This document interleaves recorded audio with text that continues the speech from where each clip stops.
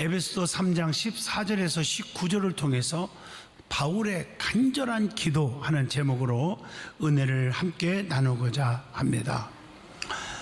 우리가 세상에서 가장 중요한 것은 이 간절한 기도입니다. 왜냐하면 인간은 하나님의 도우심이 없이는 살 수가 없거든요. 하나님이 도와줘야 돼요. 성경을 읽다 보면 하나님께 쓰임받은 사람들은 공통점이 있어요. 그것이 한결같이 기도하는 사람이었다는 사실입니다. 아무리 여러분들이 잘 나가도 기도가 중단하면 그날로 추락입니다. 이걸 아셔야 돼요. 아무리 힘센 물고기도요, 살아있는 한은 올라갑니다. 그러나 밑으로 자꾸 내려가요. 내려가는 물고기는 죽어 있는 것입니다. 성경에 보면 그런 영적인 교훈을 우리에게 준 게 너무 많지요. 여리고로 내려가다가 강도 만나 거반 죽게 되었더라 하는 말입니다. 여러분, 내려가면 강도 만납니다. 영적인 강도를 만납니다. 힘듭니다. 사업에, 직장에 강도를 만납니다. 큰일 나죠. 아무리 건강해도 강도 만나면 상처투성이 피 흘려 거반 죽게 되었더라 이렇게 나오는 것입니다. 나오미라는 여인이 모압으로 베들레헴에서 먹을 것 때문에, 육신 것 때문에 내려가다가 남편 죽고 두 아들 말론 기련도 죽어버렸습니다. 그래서 나는 슬픈 여자다 이렇게 고백을 했습니다. 우리는 올라가는 사람이 되어야 돼요. 독수리처럼 비바람 눈보라가 쳐도 창공을 향해서 하나님을 바라보고 올라가는 성도가 되어야 합니다. 그러기 위해서는 기도의 사람이 되어야 돼요. 하나님과의 교통이 끊임없이 이루어져야 될 줄로 믿습니다. 그래서 늘 깨어 있으라는 거예요. 구약 성경을 보면 다니엘은 사자굴 속에 들어가서 사자의 밥이 될 줄 알면서도 하루에 3번씩 기도를 중단하지 않았습니다. 그러니까 사자굴 속에 집어 던졌어도 머리털 하나 상하지 않았습니다. 발톱 하나 상하지 않았습니다. 모세도 출애굽할 때 어려움에 많이 처했죠. 처할 때마다 하나님께 간구합니다. 그러면 금방금방 하늘에서 뭔가 문제가 해결되고 축복의 응답이 떨어져야 되는데 눈에 보이는 건 없잖아요. 하나님은 반드시 기도하게 하시고, 기도하면 네가 내 능력을 얼마나 믿느냐, 네 이론, 네 지식, 네 상식 갖고 따지고 계산해서 불순종하느냐, 아니면 무조건 순종하느냐, 이걸 보고, 그걸 보고 응답을 주신 하나님이에요. 이게 성경 66권의 기도에 대한 내용의 전반적인 공식입니다. 하나님, 지금 홍해바다 앞에서 다 죽게 되었다고 아우성입니다. 하나님, 저 수십만 명이 목말라서 지금 난리도 아닙니다. 하나님, 저 수십만 명이 배고파서 난리도 아니고, 하나님 원망하고 모세 주의 종을 원망하고 지금 그러고 있잖아요. 그때마다 모세가 기도합니다. 기도할 때마다 하나님 바로 응답 주는 게 아니라 중간에 요구가 있어요. 모세야, 홍해바다를 가리켜라. 모세야, 반석을 쳐라. 모세야, 지팡이를 높이 들고 가라. 인간적으로 생각할 때는 이해가 안 되잖아요. 하나님 바로 그냥 응답 주시고 하늘에서 막 소나뼈같이 물을 막 부어, 생수를 부어주든지 뭐 그러면 되고, 홍해바다 그냥 쫙 갈라주면 되든지, 그냥 그러면 되지 않습니까? 그냥 홍해바다에 물이 그냥 증발해버리면 되잖아요. 하나님은 천지를 창조하신 분인데 말이에요. 아니요. 물론 하나님은 전능자예요. 창조주예요. 생사화복을 주관하는 분이에요. 그러나 요구가 있어요. 믿음을 보는 거예요. 그래서 믿음 없는 자가 되지 말고 믿음 있는 자가 되라. 홍해바다를 가리켜라. 하나님 참 이상하셔. 그거 가리킨다고 돼요? 반석을 친다고 샘물 터져나와? 오늘날 많은 성도들이 이렇게 따지고 재보고 계산하고 자기 똑똑한 척하고 자기의 실력을 과시하다가 끝장나는 거예요. 잘 나가다가 추락하는 거예요. 그래서 선줄로 생각하는 자는 넘어질까 조심하라고 했단 말이에요. 근데 모세는 순종했어요. 자기 이론 생각 안 했어요. 홍해바다를 가리켰더니 갈라져요. 반석을 쳤더니 샘물이 펑펑 쏟아져 나와요. 기도했더니 그냥 하나님의 그 지팡이를 들고 하나님의 기적을 믿고 순종했더니 하늘에서 먹을 것이 내려와요. 밤에는 불기둥, 낮에는 구름기둥으로 보호하시고 인도하시고 지켜주시잖아요. 신약 성경에 봐도 기도의 사람으로 바울을 볼 수가 있죠. 사도 바울. 특별히 오늘 말씀은 감옥에 갇힌 자였지만 핍박 속에서 에베소 교회 성도들을 위해서 무릎을 꿇고 에베소 3장 1절 보면 간절히 기도했다고 말씀하고 있습니다. 구원의 확신을 가지고 성령 충만하여 사명에 불타는 자들은 한결같이 영혼을 뜨겁게 사랑하는 사람들이었어요. 그리고 모든 게 진실한 자들이었습니다. 여러분, 언제나 변함없이 끊임없이 우리가 자기의 맡겨진 사명을 감당할 수 있는 사람이 성공하는 거 아니겠습니까? 이거 참 중요하잖아요. 지금은 성령 충만하여 주님 맞을 준비할 말세에 우리가 살고 있잖아요. 믿음 지키고, 여러분들이 코로나로 인해서 힘든데도 성전에 와서 기도하고 철야하고 믿음 지켰잖아요. 왜? 때가 지금 너무 임박해요. 제가 여러분에게 질문 하나 하겠습니다. 참새는 뭐 심을 때 나타납니까? 추수 때 나타납니까? 예, 저도 어릴 적에 농사 짓는 일을 많이 봤습니다. 절대로 모내기 할 때는 참새들이 오지도 않습니다. 왜? 먹을 것이 없으니까요. 그냥 노랗게 열매를 맺고 그냥 그럴 때 참새들이 떼거리로 와가지고 쪼아 먹으니까요. 그래갖고 제가요, 허수아비를 만들어가지고, 지금도 눈 감고 허수아비를 만들어 1시간에 한 25개는 만들 것 같아요. 얼마나 많이 만들었는지. 우리 농사 꽤 많이 졌거든요. 그 허수아비를 세우고 방울도 달고 거기다가 또 깡통을 달아가지고, 캔 같은 거 깡통 달아서 거기다 속에다 돌을 집어넣고 선을 쫙 연결해서 멀리서부터 집안에서부터 참새떼들이 오기만 하면 딸라딸라딸라 이렇게 했어요. 다 도망가고, 팔이 아파도 뭐 그것만 흔들려 나가니까.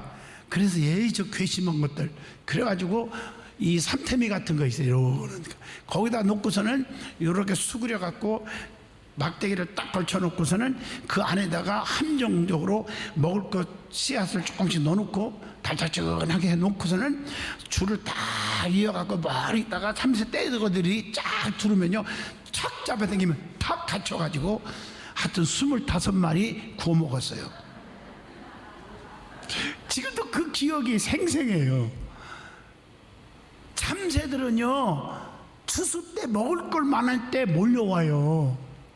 우리가요, 성령으로 지금 충만하고 믿음 지키려고 할 때, 지금 익어가는 이때에 마귀 사탄 귀신들이 쳐들어와서 우리의 영혼을 잡아먹고 믿음 떨어지게 만들고, 예, 자기만을 주장하고 고집 부리고 불평하게 만들고 세속적으로 물들게 만들어서 여러분의 영혼들을 천국 못 가게 방해한단 말이에요. 지금 때가 임박할 때 정신 바짝 차리고 곁눈질 하지 말고 주님만 바라보고 십자가 붙잡고 믿음을 지켜야 할 때가 이때인 줄로 믿습니다. 열심히 기도해야 돼요. 그리고 열심히 주님 올 때까지 영혼들을 구원해야 하잖아요. 그래서 성도들을 위해서 전도하는 일과 기도하는 일을 쉬지 않았다고 사도 바울은 고백을 하고 있습니다. 오늘 말씀 가운데 나타나는 바울의 기도는 이러한 사명자의 모습을 확실하게 보여주고 있습니다. 그런데 사도 바울은 늘 예수님에 대해서 믿음의 고백을 올려요. 고백. 여러분, 부부지간이나 형제지간이나 부자지간이나 성도들끼리나 성도와 목사 사이도 고백이 중요하잖아요. 시편 18편 나의 힘이 되신 여호와여, 내가 주를 사랑합니다. 주는 나의 반석이시요 산성이시요 요새시요 구원의 뿌리시요 피할 바위가 되십니다. 고백해. 주는 그리스도시요 살아계신 하나님의 아들입니다. 고백 너무 중요하잖아요. 성도들도 마찬가지요. 장로님 권사님 때문에 내가 행복하고요, 권사님 장로님들이 헌신하는 봉사하는 그 희생의 그 교회를 섬기는 모습을 보면서 내가 믿음의 도전을 받고 믿음이 자라고 있습니다. 얼마나 기쁠까요? 저를 쳐다보면 목사님 힘내세요, 제가 있잖아요. 그럼 얼마나 제가 힘이 날까요? 내가 옛날 얘기하는 거예요. 지금은 우리 교회에 그런 분이 없는데 시원하게 어디 갔는지 없어졌는데 안수 집사 한 분이요. 제가 교인들한테 인사법을 가르쳤잖아. 저한테는 절대로 진지 잡섰습니까? 이러면 인사하지 말라고. 왜냐하면 진지 잡습니까? 자꾸 인사하길래 어떻게 하나 보려고 안 먹었는데 빨리 가서 사 잡수세요 이러더라고요. 그 형식적인 인사하지 말라고. 저만 보면요, 목사님 힘내세요, 제가 있잖아요. 제가 이제 가르쳐준 적이 있죠. 근데 어떤 집사님 한 분이 저를 보면서 제 머리를 다 뜯어놓는 사람인데 삐딱하게 지켜보면서 목사님 힘내세요, 제가 있잖아요. 인사 안 할 수는 없으니까. 그래서 제가 불렀어요. 집사님 이리 오세요. 집사님이 내가 있습니다 이 얘기 했나요? 힘내라고요. 집사님 때문에 머리 자꾸 뻗어지고요, 빠지고요, 별거 다 쳐발라도 안 나요. 이렇게 하려다가 상처 안 주려고 참았어. 잘 참았죠? 왜? 상처 안 줘야 되니까. 시험 들으면 안 되니까. 이 사랑하는 성도 여러분, 하나님을 향해서 고백하는 게 너무 좋아요. 내가 주님을 사랑합니다. 주 없이는 살 수 없습니다. 이 믿음을 사도 바울을 통해서 본받게 해주더라고요. 사도 바울은 예수 그리스도에 대한 바른 인식을 갖고 있었어요. 어떤 인식인 줄 아세요? 그리스도가 나의 삶의 전부임을 고백을 하잖아요. 빌립보 1장 21절 보세요. 이는 내게 사는 것이 그리스도이니 죽는 것도 유익함이라, 이렇게 고백을 해요. 고린도전서 10장 31절 그런즉 너희가 먹든지 마시든지 무엇을 하든지 다 하나님의 영광을 위해 하라, 그렇게 살겠습니다라고 고백을 하는 거예요. 로마서 14장 8절 한번 같이 보겠어요. 우리가 살아도 주를 위해 살고 죽어도 주를 위해서 죽나니 그러므로 사나 죽으나 우리가 주의 것이로다, 이렇게 고백을 하는 겁니다. 그리고 사도 바울은 그리스도가 나의 삶의 최고임을 고백을 합니다. 그래서 갈라디아서 6장 14절 예수 그리스도 십자가 외에는 결단코 자랑할 것이 없느니라. 빌립보 3장 8절 봐도 예수를 위해서는 나의 모든 지식, 명예, 권세, 돈, 잘 나가는 거, 이 모든 것을 배선물로 여기노라. 멋있잖아요. 빌립보 3장 20절 우리의 시민권은 하늘에 있는지라 구원의 기쁨을 누렸습니다. 그리고 사도 바울은 그리스도가 나의 삶의 주인됨을 고백을 합니다. 갈라디아서 2장 20절 보면 이제는 내가 산 것이 아니라 내 안에 그리스도가 산 것이라고 고백을 합니다. 그래서 빌립보 1장 20절 살든지 죽든지 그리스도만이 존귀되게 하려 하노라. 그래서 로마서 14장 8절에 사나 죽으나 나는 우리가 주의 것이로다, 이렇게 고백을 하는 것입니다. 그러면서 사도 바울은 예수 그리스도가 어떤 분인가를 확실하게 고백을 했습니다. 우리를 사랑하시는 그리스도다, 에베소서 5장 2절에, 또 골로새서 3장 3절에 우리의 생명이신 그리스도, 이렇게 고백합니다. 골로새서 1장 18절에 보면요, 만물의 으뜸이 되신 그리스도, 이렇게 고백합니다. 골로새서 1장 27절 영광의 소망이신 그리스도. 디모데전서 1장 1절에 보면 우리의 소망이신 그리스도라고 그렇게 말하잖아요. 그것뿐입니까? 디모데전서 1장 12절 보면 나를 능하게 하신 그리스도. 디모데전서 2장 5절 중보자이신 그리스도. 디모데후서 2장 8절에 보니까 죽은 자 가운데서 다시 사신 그리스도. 얼마나 멋집니까? 자, 그러면 사도 바울은 모든 사람들이 뭐라고 기도하고 있습니까? 예수를 믿기를 바라고 기도했다는 거예요. 에베소 3장 6절. 여러분, 모든 사람, 선교는 누구든지입니다. 너는 나쁜 사람이고 내 마음이 안 드니까 너는 은혜 안 받아도 돼. 너는 예수 안 믿고 지옥 갔으면 좋겠어. 이거 잘못된 심보예요. 누구든지 복음을 전하셔야 합니다. 요한복음 4장 7절 이방인에게도 전해야 됩니다. 누가복음 19장 5절 세리와 같은 자에게도 전해야 됩니다. 누가복음 23장 43절 강도에게도 전해야 합니다. 예수님 십자가상에서 그 강도질하다가 옆에 있는 강도를 향해서 네가 나와 함께 낙원에 있으리라 전도했잖아요. 누가복음 17장 14절 한센병으로 죽어가는 병자에게도 복음을 전했습니다. 자기를 배신하고 떠나가는 제자들에게도 복음을 바르게 전했습니다. 누가복음 24장에 죄인 중에 괴수같이 죄인이라고 소문난 여인에게도 누가복음 7장 39절 정죄하지 아니하고 전했습니다. 복음을. 갈릴리 해변에서 어부에게도 복음을 전했어요. 마태복음 4장 18절에 보니까 자기를 십자가에 못 박아서 피와 물을 다 쏟게 하신 그들에게도 누가복음 23장 34절 전했어요. 아버지여, 저들의 죄를 알지 못하고 죄를 짓는데요, 용서하여 주시옵소서. 그 말은 하나님을 믿게 하여 주시옵소서. 마태복음 8장 14절 각색 병든 자에게도 복음을 심었어요. 얼마나 멋있는 분입니까? 그래서 우리는 전도에, 즉 선교의 열정을 가진 자들을 보면 특징이 있어. 어떤 자들이 선교의 열정을 가지고 있을까? 그 선교할 때마다, 전도할 때마다 면류관이 막 빛나잖아요. 이게 얼마나 귀한지 몰라. 지금 마음이 아픈 게요, 코로나로 인해서 전 세계에서 복음을 전하는 선교사님들이 한국에 돌아와서 못 들어가는 사람들이 지금 10,000명이 넘어요. 그래서 참 고생하고 있어요.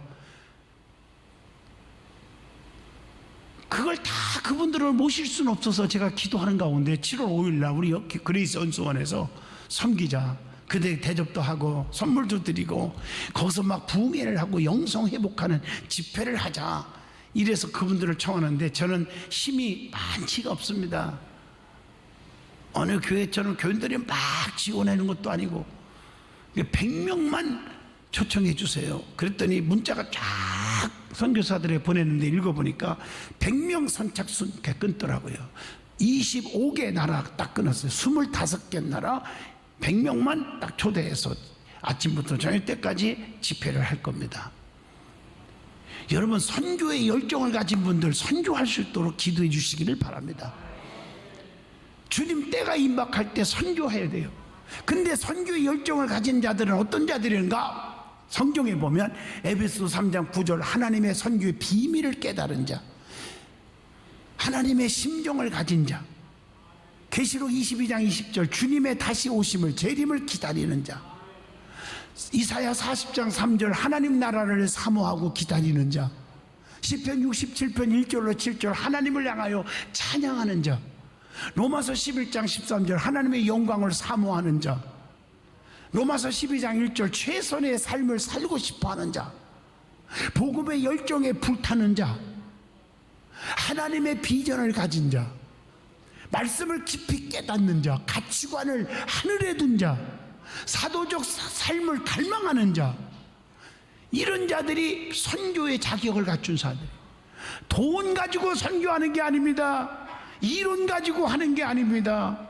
영혼을 뜨겁게 사랑하고 복음의 열정을 가진 자들, 하나님의 마음을 가지고 있는 자들, 이들이 선교할 수가 있다는 것입니다. 그리고 사도 바울은 복음의 포로가 된 자라고 고백을 해요. 고린도전서 9장 16절 보면요, 그리스도의 심장으로 교회를 사랑했다고. 빌립보 1장 8절, 로마서 8장 12절 복음의 빚진 자로 여겼고요, 복음을 전하지 않으면 내게 화가 임할 것이라고 고린도전서 9장 16절에 고백을 하고요, 주님께 받은 사명은 복음 증거하는 일이라고 사도행전 20장 24절에 말씀을 줍니다.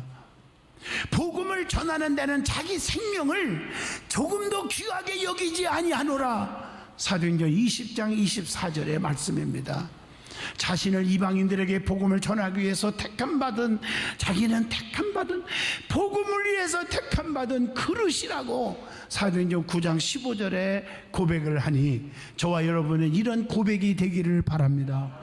믿음의 사람은 그리고 붙잡혀야 할 것이 있어요. 세상에 붙잡히지 말고, 그냥 스포츠에 붙잡히지 말고, 세상의 향락에 붙잡히지 말고 붙잡혀야 할 것이 어딘 줄 아세요? 로마서 8장 35절 예수의 사랑에 붙잡혀라, 주님의 명령에 붙잡혀라. 마태복음 28장 20절 미래의 상급에 붙잡혀서 살자. 디모데후서 4장 8절 사도행전 2장 4절 성령의 능력에 붙잡히자. 사도행전 20장 24절 자신의 사명에 붙잡히자. 요한복음 6장 68절 예수의 말씀에 붙잡히자. 고린도후서 12장 5절 은혜의 체험에 붙잡히고 주님의 약속에 붙잡힌 자가 되자. 너무 멋있잖아요. 그러면 구체적으로 오늘 본문을 중심으로 에베소 교회 성도를 위한 사도 바울의 간절한 기도, 이게 중요하잖아요. 그게 뭘까?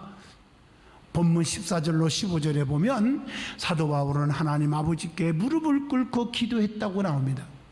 기도의 대상은 하나님입니다. 사람 앞에 아부하고 사람 붙잡지 않았어요. 하나님 앞에. 에레미야 33장 2절 3절입니다. 무릎을 꿇었다는 것은 간절하고 겸손하고 진실하게 기도했다는 것입니다. 주님은 낮게 들어보시는 분이에요. 진실한 자를 롱롱하게 해주셔요. 잘 나가다도 하루아침에 날아가는 사람이 있지만 하나님은 농농하게 해주실 거예요. 진실한 자에게. 사도 바울의 기도 내용을 한번 살펴보세요. 여러분 놀랬잖아요. 성령으로 말미암아 속사람이 능력으로 강건하게 해달라고 기도합니다. 그게 오늘 본문 16절이에요. 믿음으로 말미암아 그리스도가 마음속에 계시게 해달라고. 주님 없이는 안 됩니다. 내 마음속에. 본문 17절에 그렇게 기도했습니다. 그리고 사랑 가운데 뿌리를 내리도록 기도합니다. 그리고 본문 18절로 19절에 그리스도의 사랑을 깊이 알게 해달라고 기도합니다. 사랑의 넓이를 알게 해주세요. 그래서 모든 사람을 사랑하고 모든 사람을 품을 수 있고 그런 사랑을 갖게 해달라고.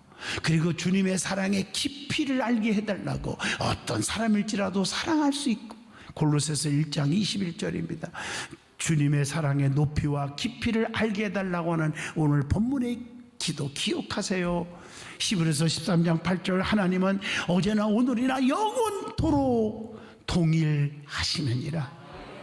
그래서 요한복음 6장 37절 하나님은 결코 우리를 내어주지 아니하신다. 히브리서 13장 5절 우리를 버리지도 아니하시고 떠나지도 않는다. 여러분 성경의 여호수아 1장 보세요. 여호수아에게 내가 너를 떠나지 아니하고 버리지 아니하리니 그렇게 약속했잖아요. 요한복음 10장 28절 하나님의 사랑은 영원히 멸망치 않고 하나님의 손에서 빼앗을 자가 없느니라. 결론입니다. 사도 바울은 주님을 만나고 나서 자기가 최고로 여겼던 그 많은 지식, 그 많은 명예, 권세, 재물, 분토보다도 못한 것으로 여겼고 예수만 자랑하고 십자가만 자랑하고 살았습니다. 오직 영혼 구원, 누구든지 가리지 않고 복음을 전했습니다. 주님의 그 사랑 앞에서 사랑 성도 여러분, 우리는 변하여 새 사람 되기를 원합니다. 가졌다고 가진 게 아닙니다. 제가 아까도 얘기했지만 엄청난 큰 배도 바다에 떠 있어서 자랑거리가 되지만 그 속에 바닷물이 들어오면 침몰하는 것처럼 우리 속에 예수의 영이 없으면 성령에 충만하지만 세상의 영으로 세상의 스포츠, 세상의 즐거운 엔조이로 이게 가득 채우면 아무리 잘 나가는 사람도 하루아침에 몰락할 수가 있다는 사실에 제가 그 글을 읽고 얼마나 울었는지 모릅니다. 맞습니다. 내 안에 주님으로 꽉 차야 됩니다. 우리는 사도 바울의 모습을 본받아야 합니다. 사도 바울처럼 간절한 기도가 있어야 합니다. 그럴 때 영적인 능력이 나타날 줄로 믿습니다.